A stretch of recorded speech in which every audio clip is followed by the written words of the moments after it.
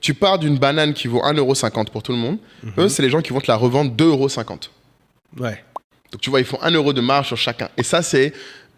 Pour moi, au Mali, notamment, c'est un pays où il y en a beaucoup de ces commerçants-là. Ces gens-là vivent dans les interstices du marché, en se disant... Dans les interstices du marché. C'est-à-dire, c'est un peu comme des traders. C'est des gens qui... Pour moi, c'est l'équivalent de ces gens-là dans le monde financier, c'est les traders. C'est les gens qui se disent, le marché veut ce truc-là, la demande est trop élevée par rapport à l'offre disponible, ou l'offre n'arrive pas à suivre la demande, je propose une offre, ou parce que j'ai réussi à trouver un fournisseur que personne n'a réussi à trouver, ou parce que j'ai réussi à gérer avec les douanes une façon unique de faire passer avec un coût moindre. Exactement. Du coup, je peux faire de la marge. C'est ça. Et il y a des gens qui sont épanouis là-dedans. Qui sont très forts en plus. Vraiment, qui sont... Moi, ce que j'aime avec eux, c'est que souvent, ce que ça demande... Pour quelqu'un qui se pose la question, est-ce que j'ai l'âme de ça? Déjà, ça demande beaucoup de relationnel. Je pense que c'est le type de player du money game qui doit avoir le plus de relationnel. Parce que eux, par définition... Ils ne peuvent, c'est que de l'intuition personnelle d'ailleurs. C'est parce qu'ils connaissent quelqu'un qui a une opportunité qui leur remonte ou parce que quelqu'un leur fait confiance pour trouver le bon. En fait, c'est dans la maîtrise de l'info, je dirais même. Je ne suis pas sûr que ce soit parmi tous les players qu'on va définir, ceux qui ont le plus besoin de relationnel. Parce que le pur entrepreneur, je trouve, aussi on en a parlé dans networking. C'est vrai. Tu as vraiment une besoin. partie. Là, j'ai l'impression que effectivement, le network t'aide pour devenir un insider, avoir des infos que les autres n'ont pas. Exactement. Mais je dirais que si je citerais une qualité, c'est vraiment des observateurs et puis des exécutants hors pair. Quand on avait fait le premier podcast quand Philippe était venu, c'est ce qu'il avait dit, c'était ça, c'est que par exemple, je me lance dans les VTC, mais entre le moment où j'ai décidé que je me lance et le moment où je me lance, il n'y a pas beaucoup de temps. Exactement. Je vais très très vite. Ça va très très vite, exactement. Et X mois après, il peut te dire, j'arrête ça. J'ai pris ce que j'ai appris. Et puis voilà. C'est pas intéressant pour moi au-delà de ça. Donc observateur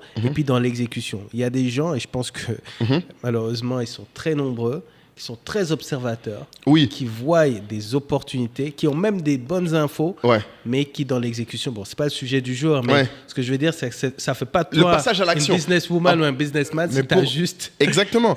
Et je pense infos, et c'est ça qui distingue quand on dit toujours le mouvement de l'action, tu vois, c'est qu'il y a t'as beaucoup de gens qui parlent tout le temps d'opportunités, qui sont jamais dedans. Alors que les businessmen, pour le coup, ce que j'aime beaucoup avec eux, ce qui est très marrant, c'est justement quand je disais un peu le networking, c'est que c'est eux qui font le plus attention à quelle info ils donnent à qui. Tu vois, ils vont te dire je suis dans ça, mais si tu leur demandes comment tu fais, ils vont esquiver.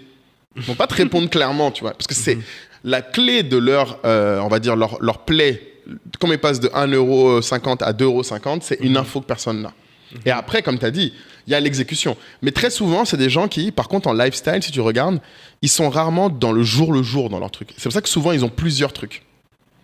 Oui, ils ont souvent plusieurs trucs. Oui. Parce que tu peux pas être... En général, c'est des trucs qui ne demandent pas une implication quotidienne dans la gestion.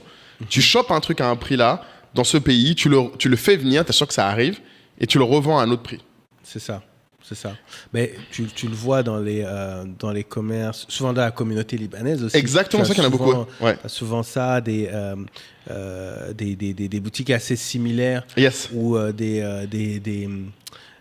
tu vois, des trucs où tu as à la fois pizza, glace, crêpes, shawarma, poulet, tout ce que tu veux. Mais en fait, c'est que ça suit un truc classique. Ils savent très bien que le prix d'achat est plus élevé. est assez bas et le prix de vente, tu peux le faire assez élevé. Mais c'est intéressant parce que eux, je les aurais presque mis dans la partie entrepreneur parce qu'ils transforment quelque chose. Et je pense que c'est là où il y a une petite différence entre un businessman et un entrepreneur. Ah, passer un process. Alors, comment tu... Ok, donc pour toi, tu mettrais... L'homme d'affaires, pour moi... Vraiment la transaction. Pure. J'achète, je revends. Il y a vraiment beaucoup d'hommes d'affaires, vraiment en Afrique, qui font de l'achat-revente. Après, à différents niveaux. Par exemple, on va prendre l'un de nos milliardaires les plus connus. Pendant très longtemps, d'un côté, c'était un homme d'affaires. Mais c'est vrai que quand je faisais allusion au Libanais. Ouais, en fait, à la base, en tête, j'avais plus des boutiques comme ceux qui connaissent à Abidjan, Chic Shop. Ah, Chic Shop, voilà. Oui, les trucs de déco. Tu achètes en Chine et tu revends là. Oui, voilà, c'est ça. Même là, je dirais qu'ils étaient dans ça, je pense, à un moment. Mais je pense qu'ils sont devenus entrepreneurs à partir du moment... Non, je pense qu'ils sont très hommes d'affaires, mais entrepreneurs à partir du moment où un homme d'affaires, par exemple, n'a pas autant d'employés souvent. Si tu veux, les vrais hommes d'affaires, très souvent... Après, il y a une certaine taille où au moment, tu es obligé d'avoir des employés pour faire le truc. Mais si tu veux, la plus grande partie de la valeur ne se trouve pas dans l'écart, comme dit Marx, entre le surtravail et le capital. Tu vois, pour reprendre vraiment les trucs très, très économistes, souvent, un entrepreneur, c'est quelqu'un qui... Alors, pour reprendre la métaphore du coup de notre image, vous verrez, il prend une banane à 1,50 €, il le transforme en smoothie qui vend 5,50 €. Ce qui est différent de dire je prends la même banane et je la vends.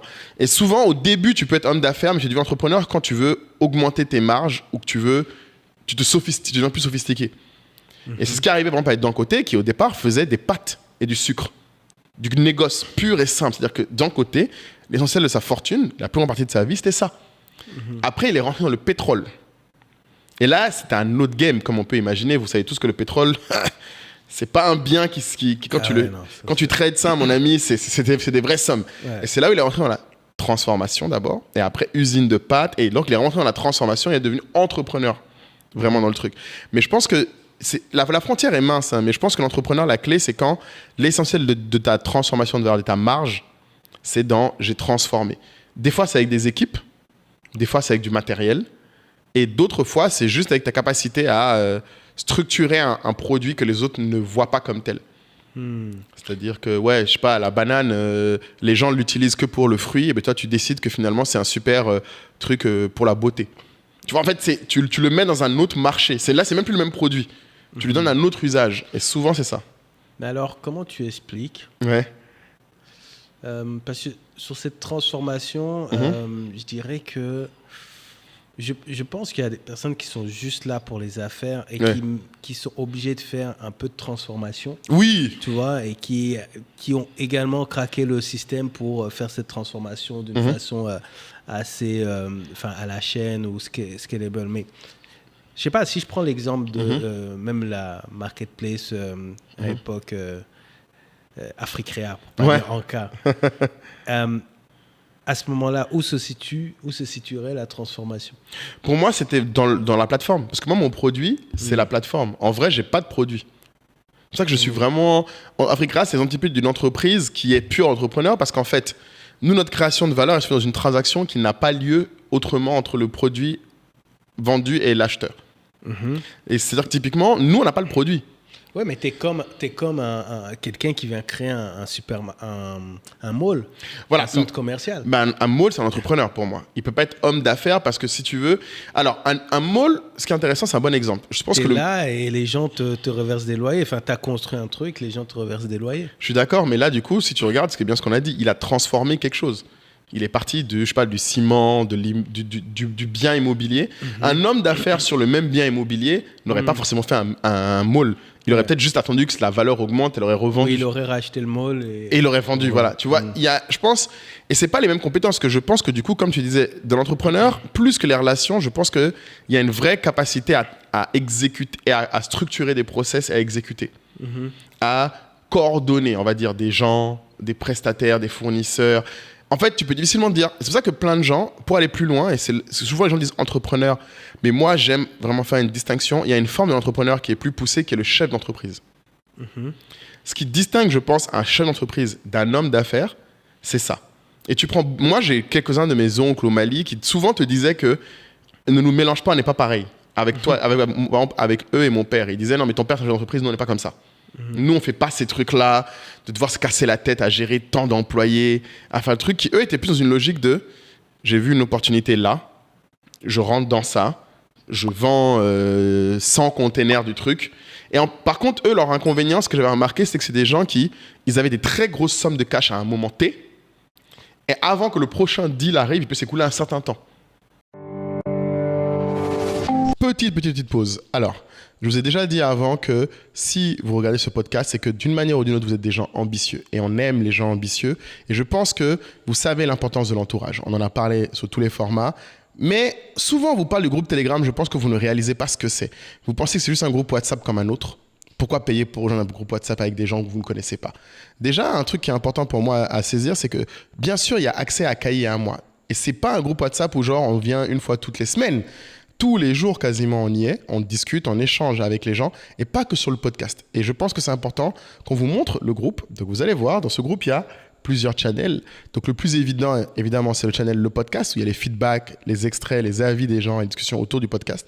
Ça, c'est évident. Mais le channel dont on ne parle pas assez, je trouve, c'est le quartier, qui est le channel le plus actif et le plus dynamique, où, en fait, on parle de l'actualité en temps réel. Et tout le monde apporte sa vision. Et vous allez être surpris, vous allez avoir des médecins qui vont ferrailler avec des étudiants. Vous allez avoir des experts des cultures mèmes qui vous mettront des mèmes de haut niveau avec des personnes qui, en fait, ne savent même pas qu'est-ce que veut dire un mot en Uchi, comme moi. Donc, il y a un peu de tout. On apprend de façon large sur l'Afrique avec un grand A et surtout sur une Afrique avec un grand A ambitieuse. Et quand vous sortez du quartier, là, je vous ai sorti le quartier, vous verrez, il y a le book club. Il y a pas mal d'autres choses, les side missions, il y a pas mal d'autres choses que vous pouvez faire, notamment le travail de créer une vraie communauté d'excellence. Et c'est ça qu'on voudrait réussir à accomplir. Et quand on pense à tout ça, franchement, les gens, 150 €, c'est pas grand-chose. Vous-même, vous savez. Si on vous dit que pour 100 000, vous pouvez être dans un groupe de gens qui parlent autant d'investissement à la BRVM que du dernier Congosa autour de Emma Loès, est-ce que c'est pas intéressant? Vous-même, faut voir. Ça vaut le coup. Et surtout, ce que je pense qui est important, c'est que vous ne vous préoccupez pas trop de quel est l'intérêt immédiatement. La question, c'est est-ce que pour 100 000, si vous pouviez avoir l'occasion de parler plus souvent à Kali et à moi, de ce que vous pensez de l'actualité, de ce que vous voulez, est-ce que ça vaut pas le coup? Je pense que oui. Donc, vous cliquez dans le lien, vous mettez la CB et rendez-vous dans le groupe Telegram.